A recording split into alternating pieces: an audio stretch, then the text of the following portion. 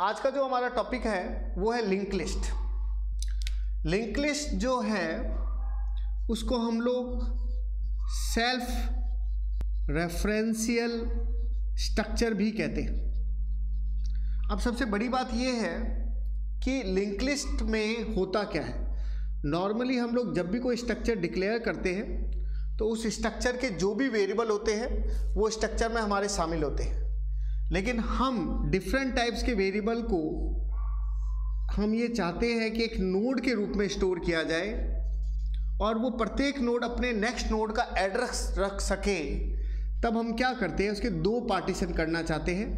उसका एक पार्टीशन जो है वो तो कहलाता है इंफॉर्मेशन पार्ट कहलाता है, और एक जो पार्टीशन है वो नेक्स्ट पार्ट कहलाता है। साथ साथ में हम लोग कोडिंग भी देखेंगे कि कोडिंग में क्या चेंज हो रहा है। इन्फॉर्मेशन पार्ट में मान लीजिए मैं कोई स्टूडेंट की डिटेल बना रहा हूँ तो मैं उसमें नेम, एज, सब्जेक्ट के मार्क्स, वो सारी चीज़ें उसमें शामिल हो जाएगी। बट अगर हम लोग एक बार सीख रहे हैं तो हम लोग केवल एक डेटा ले सकते हैं, और क्योंकि हमें नेक्स्ट नोड का एड्रेस लेना होगा तब हम इसको पॉइंटर टाइप का लेंगे, क्योंकि पॉइंटर ही किसी नोड का या किसी ब्लॉक का एड्रेस रख सकता है। अब अगर हम बात करें तो सबसे पहले मैंने लिखा स्ट्रक्चर लिस्ट। ये स्ट्रक्चर का नाम है, कुछ भी लिया जा सकता है। कर्ली ब्रैकेट से शुरू किया, कर्ली ब्रैकेट से क्लोज किया, लास्ट में सेमीकोलन लगा दिया। क्योंकि मैंने कहा है कि हम एक ही वेरिएबल ले रहे हैं तो मैंने लिखा इंटीजर डेटा।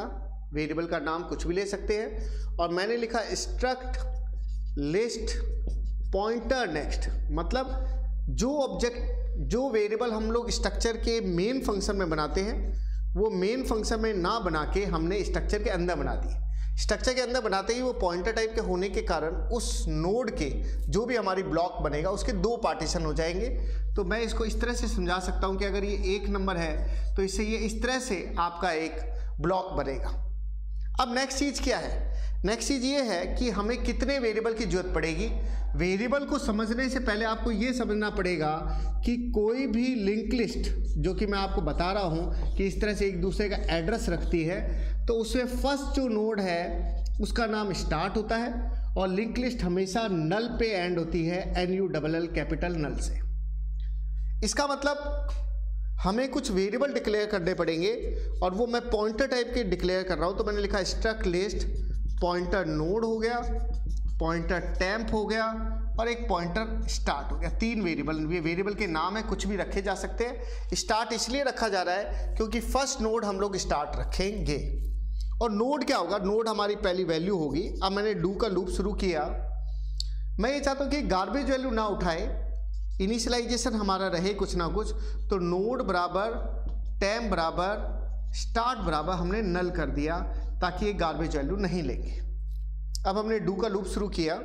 मैं इसको C++ के अकॉर्डिंग तुम्हें बता रहा हूँ। तो मैंने लिखा सी आउट, और कोडिंग में आपको अभी जो रन करके मैं आपको बताऊँगा वो कोडिंग जो है वो हम C लैंग्वेज में लेंगे।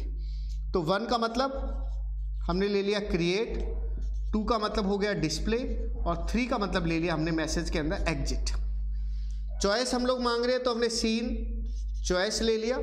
चॉइस नाम का वेरिएबल हमने यहाँ डिक्लेयर कर दिया। साथ के साथ कोडिंग को एक्सप्लेन करेंगे। किससे क्या फ़र्क पड़ रहा है मैं आपको बता रहा हूँ। अब सबसे पहले अगर मैंने कहा कि चॉइस बराबर बराबर 1 है तो मुझे एक नोड बनानी है। अभी तक इसका नाम मैंने कुछ नहीं रखा था। अब मैं चाहता हूँ कि एक नोड बने और नोड में डेटा आ जाए। तो पहले नोड बना लेते हैं। नोड बनाने के लिए हम लोग लाइन लिखेंगे नोड बराबर न्यू लिस्ट। C++ में अगर मैं इसको 1 नंबर दे रहा हूँ, इसको मैंने 2 नंबर दिया, तो इससे एक नोड बन जाएगी। नोड बनने के बाद उसमें मुझे डेटा डालना है। तो मैंने लिखा सीन नोड एरो का सिंबल डेटा।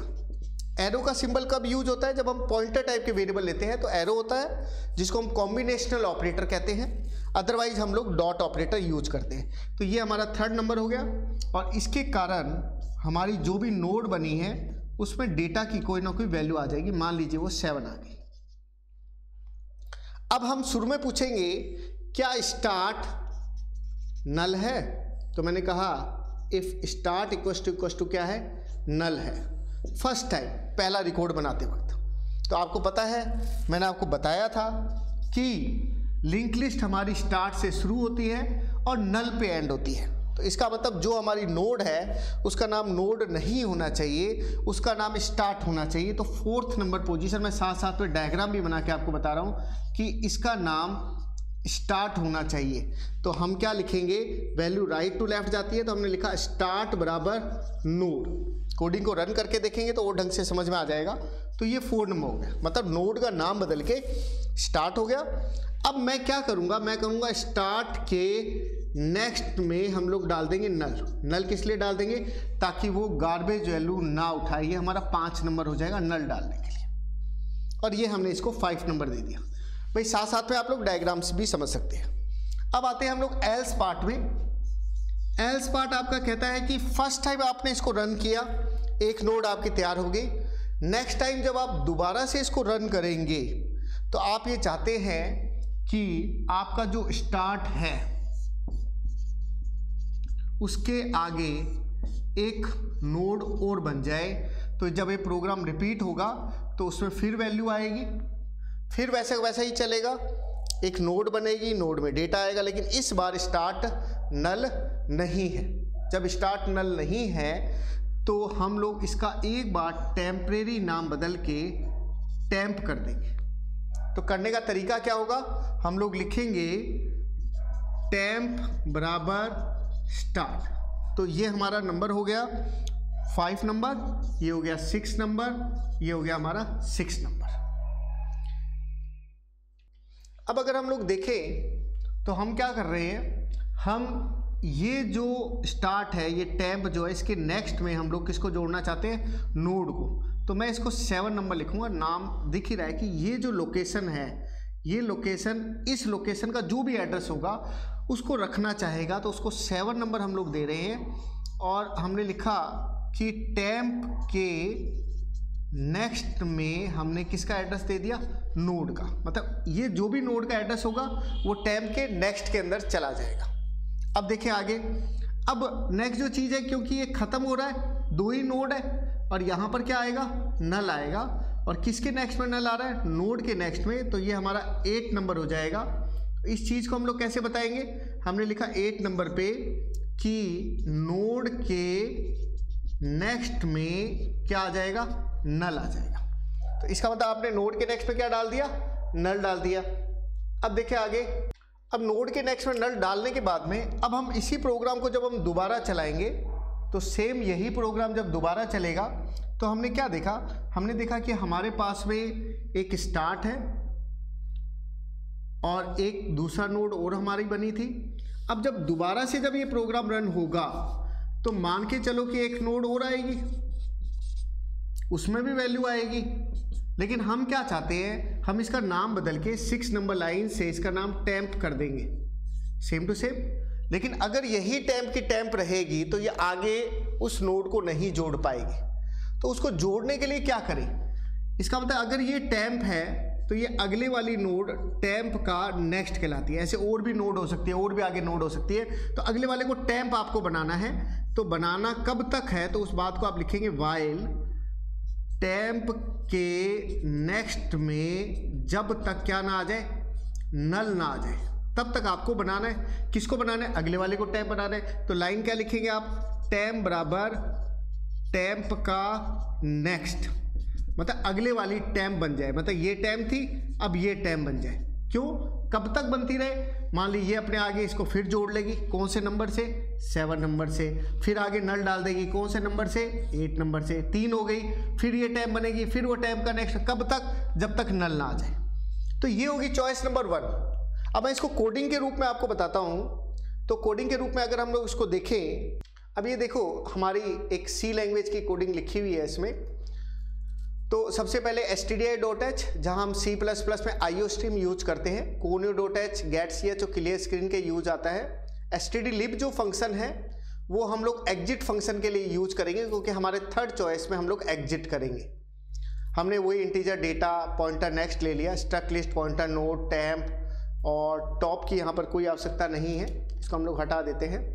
और उसके बाद में नेक्स्ट जो चीज़ है वो नोड टेम्प स्टार्ट तीनों को नल असाइन कर दिया। हमने प्रिंटफ लिखा, तीनों चॉइस दी, चॉइस मांगी हमने, सीन करवाया, चॉइस फर्स्ट है तो मेलॉक का यूज होता है, ये पूरी लाइन लिखी जाती है कि स्ट्रक्ट लिस्ट पॉइंटर टाइप की मेलॉक मेमोरी लोकेट कर दे उस साइज के स्ट्रक्ट लिस्ट की, इस तरह से सी लैंग्वेज में लिखा जाता है। नोड में आपने डेटा डाला, स्टार्ट को नल किया, नोड को स्टार्ट बनाया, स्टार्ट के नेक्स्ट नल, टाइम बराबर स्टार्ट, टाइम के नेक्स्ट में नल होने तक टाइम के नेक्स्ट को टाइम बनाया, और ये कोडिंग आपने इसको लिख ली। प्रिंट कराते वक्त थोड़ा ध्यान दीजिएगा, आपने लिखा टाइम शुरू कहाँ से होगा प्रिंट करते वक्त, स्टार्ट से। कब तक प्रिंट करेगा, जब तक क्या ना आ जाए, नल ना आ जाए, तब तक अगली वाली जो नोड है वो टैंप बनती रहेगी और उसका डेटा भी क्या होता रहेगा, प्रिंट होता रहेगा। अगर यूजर चॉइस थर्ड प्रिंट करता है, प्रेस करता है, तो ये एग्जिट हो जाएगा, जिसके लिए एसटीडी लिप अपन ने लगा रखा है। और वाइल वन से क्या होगा, लूप लगातार चलता रहेगा।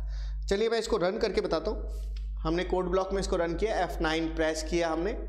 सबसे पहले हमने 1 प्रेस किया, वैल्यू डाली, ये स्टार्ट अगर इक्वल टू नल है वो वाली कोडिंग रन हो रही है और उससे पहली नोड स्टार्ट बनी है। फिर हमने 1 प्रेस किया, 2 दूसरी वैल्यू डाली, जो मैंने 7 और 8 नंबर आपको टाइम के नेक्स्ट में नोड के नेक्स्ट में उससे रन हुआ। अब मैंने वापस से 1 प्रेस किया, 3 डाली। अब जो है लूप भी चलेगा और लास्ट वैल्यू टाइम बनती रहेगी, अपने नेक्स्ट वैल्यू को जोड़ती रहेगी। ये हमारी कितनी वैल्यू हो गई, 5 वैल्यू हमने डाल दी। 2 किया हमने, डिस्प्ले कर रहा है, और 3 प्रेस करने से ये क्या हो जाएगा, एग्जिट हो जाएगा। तो ये लिंक लिस्ट है, सिंगली लिंक लिस्ट का बेसिक प्रोग्राम है। फिर हम इसके बेस पर क्या देखेंगे, ऑपरेशन देखेंगे।